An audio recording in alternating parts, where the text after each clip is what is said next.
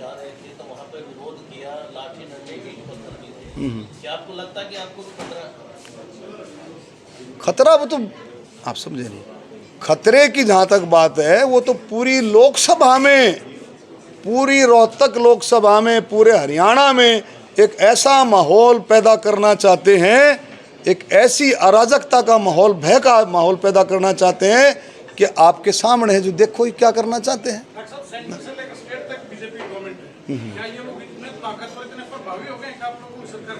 देखो मैं फिर कह रहा हूँ, जनता के सामने कोई ताकतवर नहीं है, जनता के सामने कोई ताकतवर नहीं है। ये कोशिश करे, मेरी बात ध्यान से सुनो, ये माहौल बनाने की कोशिश कर रहे हैं। पहले भी इन्होंने जितने चुनाव लड़े सब में इन्होंने गुंडागर्दी, झूठ, फरेब, बूथ कैप्चरिंग और जो है बोगस वोट डालना, सारे यही काम ये करते आए, टोटल ये काम करते आए हैं। इलेक्शन शुरू भी नहीं हुआ करता था, 100% की गारंटी हुआ करती थी भाई जीत। क्यों? इनको पता है कि भाई ऐसे काम करने, लेकिन अब पकड़ाई में आ गए, लोगों ने पकड़ लिए।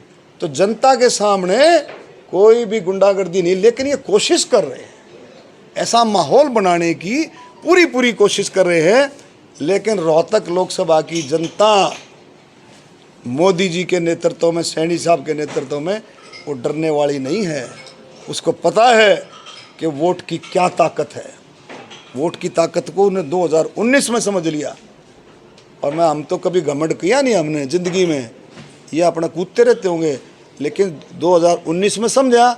और अब 2024 में भी रोहतक लोकसभा की जनता को खूब अच्छे तरीके से समझ है कि उसको क्या करना है। एमपी साहब, आपके प्रदेश उपाध्यक्ष कहते हैं कि कोई वोट कैप्चरिंग नहीं होती, उन्होंने कई चुनाव लड़े हैं किलोई से, तो कुछ स्टेज पर आपके मंच पे एक बस बात कहा था कि कोई वोट कैप्चरिंग नहीं होती, कोई बोगस वादा नहीं। देखो ये तो आप सबको पता है, वो उसकी अपनी राय है और मेरी राय ये है, वो अपनी विधानसभा की अपनी राय होगी। उनको विधानसभा से चुनाव लड़ा था, विधानसभा की राय कुछ और हो सकती है, लेकिन मैं लोकसभा की बात कर रहा हूँ। कांग्रेस के नेता जितने भी भाषण देते हैं वो ये कहते हैं कि रोहतक लोकसभा जीतना मतलब चंडीगढ़ जाना और हरियाणा में सरकार विधानसभा। ये तो देखो ना, यही तो लोगों को गुमराह करना है। चुनाव किसका है? चुनाव लोकसभा का। ये चुनाव लोकसभा का, प्रधानमंत्री चुनने का वो तो 4 महीने बाद आएगा, वो तो अक्टूबर में आएगा, सितंबर अक्टूबर में आएगा। वो चुनाव तो विधानसभा का चुनाव तो जो मुख्यमंत्री बनाएगा।